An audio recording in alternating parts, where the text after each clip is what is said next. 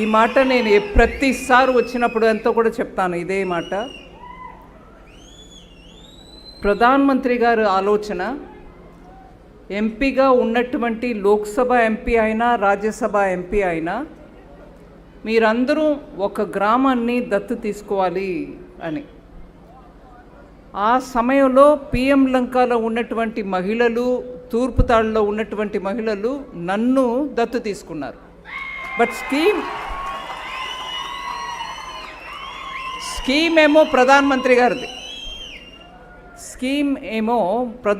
గారిది, సో ఆ సందర్భంలో ఈ పిఎం లంక తూర్పుతాడులో పని కొంచెంగా మొదలుపెట్టినప్పుడు నేను ఎప్పుడైనా ఒకసారి దీని గురించి జ్ఞాపకం చేసుకుంటా. మనం మొదటగా ఇక్కడ వచ్చి చేసిన పని మంచినీళ్ళు సరఫరా. ఇక్కడ నీళ్ళంతా ఉప్పు నీళ్ళు అయిపోయాయి, గోదావరి పక్కన ఉన్నా కూడా మనకు తాగుడు నీళ్ళు లేవు. అందుకని మంచినీళ్ళ కోసం ఇప్పుడు ఏటీఎం అంటున్నారు, కానీ మనం ఒక సిస్టమ్ పెట్టి రివర్స్ ఆస్మోసిస్లో మంచినీళ్ళు తయారు చేసి ఎంతైనా ఛార్జ్ లేకుండా జనానికి దొరకాలి అని ఒక సిస్టమ్ మొదలు పెట్టాం. ఇక్కడ కూడా తూర్పుతాడులో కూడా. బట్ తూర్పుతాడులో దాని తర్వాత మెల్లగా పని ముందుకు సాగల. కానీ ఇక్కడ మహిళలు కంప్లీట్గా ఫుల్గా నాకు సపోర్ట్ ఇవ్వడం వల్ల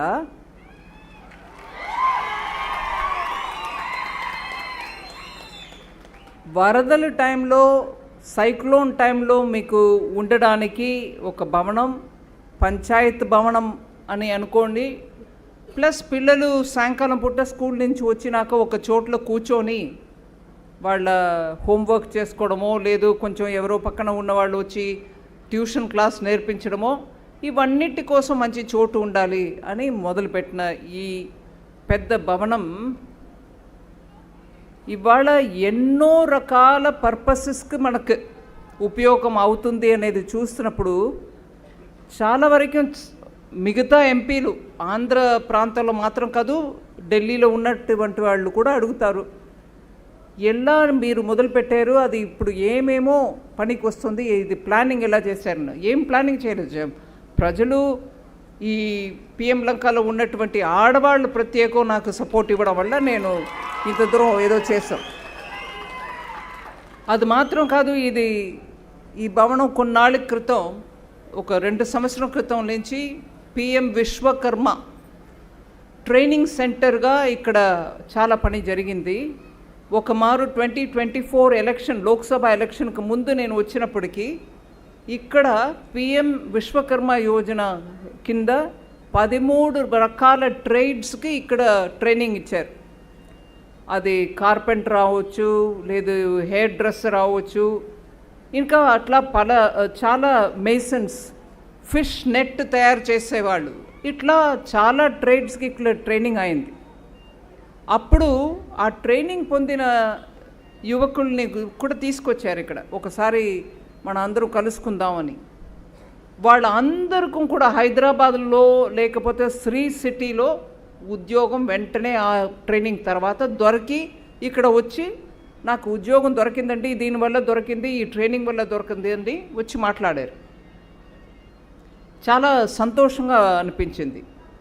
కానీ దాని తర్వాత ఇంకో ఒక మెప్పు మన గ్రామానికి దొరికింది. ఏంటంటే ఆల్ ఇండియాలో ప్రతి డిస్ట్రిక్ట్లో కూడా పిఎం విశ్వకర్మ ట్రైనింగ్ దొరికింది. అన్ని 700 డిస్ట్రిక్ట్స్ పైన ఉన్నాయి భారతదేశంలో. ప్రతి డిస్ట్రిక్ట్లో కూడా ఈ ట్రైనింగ్ పెట్టారు. ఒక సర్వే చేశారు, ప్రతి డిస్ట్రిక్ట్లో ఎట్లాంటి ట్రైనింగ్ జరుగుతుంది, ట్రైనింగ్ ఎట్లాగా ఉంది, క్వాలిటీ బాగుందా, దాంట్ నుంచి వచ్చిన పిల్లలు ఉద్యోగం దొరుకుతున్నాయా లేదా, ఇవన్నిటిని గురించి సర్వే చేశారు. సర్వేలో జమ్మూ కాశ్మీర్లో ఉన్నటువంటి బడ్గామ్ అనే ఒక డిస్ట్రిక్ట్ వాళ్ళు ఫస్ట్ ర్యాంక్లో వచ్చారు. సెకండ్ ర్యాంక్లో పెద్దమైన వాణిలంక.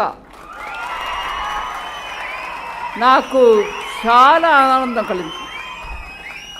అంటే 2014లో ఫస్ట్ టైం కామర్స్ మినిస్టర్గా అయినప్పుడు, ఫస్ట్ టైం కేంద్ర మంత్రిగా అయినప్పుడు నాకు మారుమూల ప్రాంతం మన నర్సాపురానికి ఇంకా వెనకబడి ఉంది, మత్స్యకారులు ఎక్కువ ఉన్నటువంటి గ్రామం, ఇలా ఎస్సీస్ ఉన్నటువంటి గ్రామం, ఇది అడాప్ట్ చేసుకోండి అన్నారు.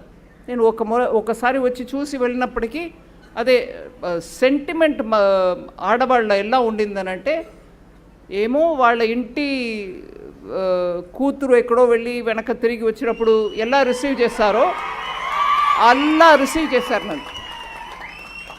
నాకు చాలా ఎమోషనల్గా ఫీల్ అయ్యాను. అయ్యో ఇది చూడు బాబు, నన్ను ఇంత ఈ డిస్ట్రిక్ట్ కోడలు, ఆంధ్ర కోడలు, కానీ పెద్దమైన వాళ్ళ ఇలంకాల మాత్రం నన్ను కూతురులాగా ఇన్వైట్ చేశారు.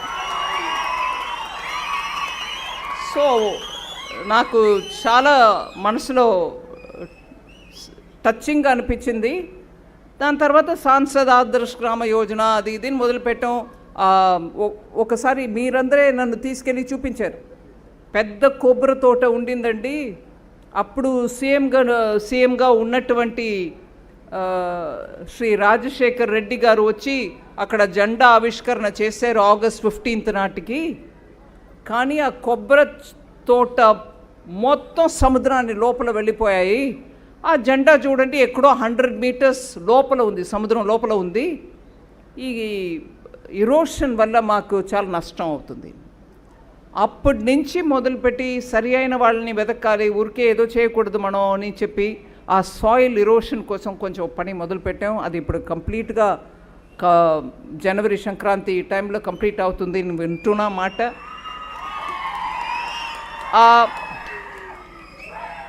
ఆ బీచ్ ఒక అందం ఏ రకంగా కూడా చెడిపోకుండా ఇరోషన్ని ఆపడానికి చేస్తున్న ప్రయత్నం చాలామంది ఇప్పుడు అంటున్నారు. ఇరోషన్ని ఆపాలి అనంటే బండగా కాంక్రీట్ని అక్కడ పెట్టడం, లేకపోతే ఏదో రాళ్ళు తీసుకొచ్చి నింపడం అవన్నీ చేస్తారు. దానివల్ల బీచ్కు ఉన్నటువంటి, నాకు బాగా తెలుసు, మిగతా డిస్ట్రిక్ట్స్ నుంచి వస్తారు, ఇక్కడి నుంచే అంతర్వేదికి కూడా వెళ్ళడానికి చూస్తారు.